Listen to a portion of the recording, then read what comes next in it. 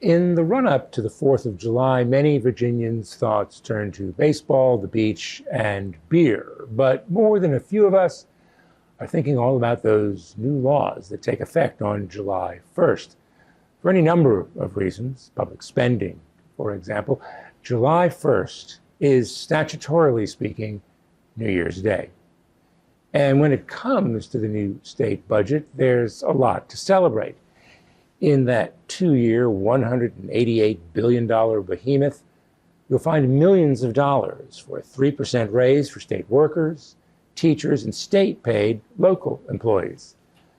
There's also nearly $3 billion in new aid for local schools. That's more than twice the fresh cash for education that was proposed by Republican Governor Glenn Youngkin. The Democrats who control the General Assembly never hesitate to plow more money into education. The budget also includes another $1 billion or so for Medicaid. That's a health care program for the poor, and its cost is always going up. Speaking of rising prices, with tuition climbing again, public colleges and universities will receive another $200 million. This bump up is supposed to give those schools an excuse to hold down tuition.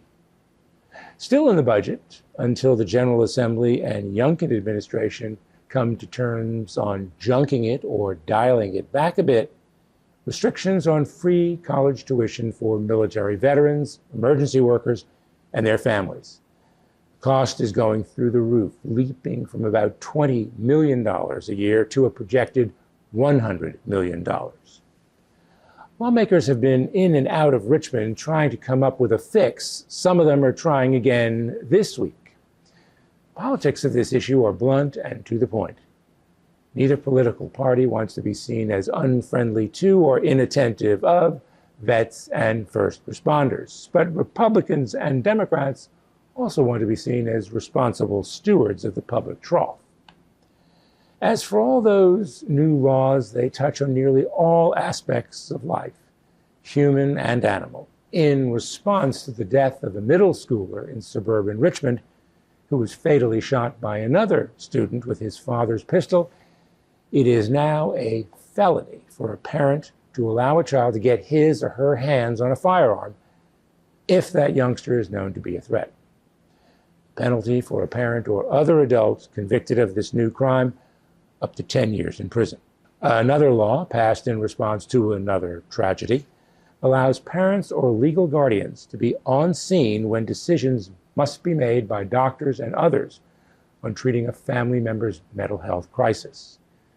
This measure grew out of the suffocation death of a 28-year-old man at a state mental hospital while being restrained by sheriff's deputies and hospital workers.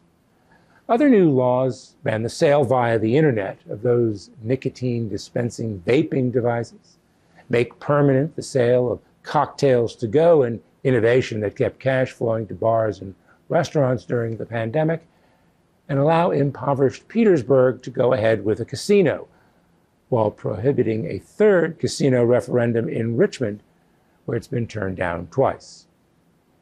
And because the politicians look out for our pets, protecting them from cruelty and abuse, it's now illegal in Virginia to declaw cats. Now, there's a law that'll have some Virginians purring with pleasure. For the Richmond Times-Dispatch, this is Jeff Shapiro.